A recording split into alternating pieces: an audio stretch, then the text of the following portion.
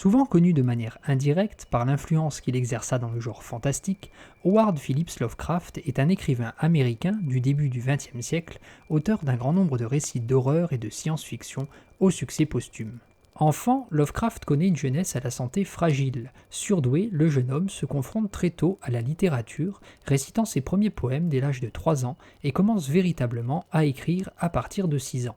Son grand-père maternel l'encourage alors dans ses lectures, lui procurant bon nombre de grands classiques de la littérature, à l'image des Mille et une nuits ou encore l'Iliade et l'Odyssée, tout en faisant naître en lui un goût prononcé pour les histoires gothiques. Aussi, Lovecraft se voit très vite influencé par certains auteurs fantastiques du siècle passé, tels Edgar Allan Poe, Arthur Marren ou encore Lord Dunsany, qui l'érige en maître, influence considérable que l'on retrouvera tout au long de son œuvre. C'est dans une ambiance gothique qu'Howard Phillips Lovecraft fait ses armes et signe ses premiers récits fantastiques, peuplés de démons et d'apparitions cauchemardesques en tout genre, évoluant la plupart du temps au sein d'une atmosphère sinistre et onirique à la frontière entre réalité et surnaturel.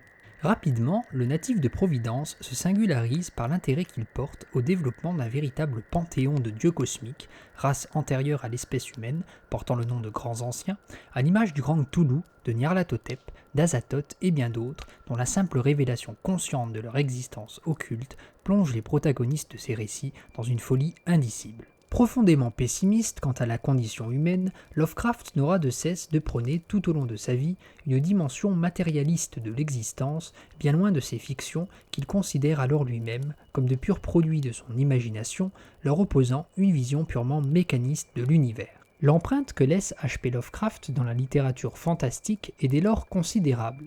Ayant de son vivant entretenu une vaste correspondance avec un cercle d'auteurs restreint, bon nombre de ses amis, comme Auguste Derleth, Robert E. Howard et Robert Bloch, continueront son œuvre après sa mort et participeront de fait à l'affirmation du mythe Lovecraftien. Encore aujourd'hui, de grands noms associés au genre horrifique, de Stephen King à John Carpenter, en passant par Clive Barker et Guillermo del Toro, admettent s'inspirer plus ou moins largement de son œuvre et le considèrent volontiers comme le maître incontesté du récit d'horreur au XXe siècle. Dans la culture populaire également, l'univers de Lovecraft fascine tant par sa richesse visuelle que sa mythologie monstrueuse. Ainsi, le mythe de Cthulhu et les légendes du Necronomicon se déclinent sous différents supports médiatiques, des films aux jeux vidéo, en passant par les jeux de rôle et la musique. Une référence qui n'est pas prête de s'éteindre et qui nous promet encore d'indicibles cauchemars.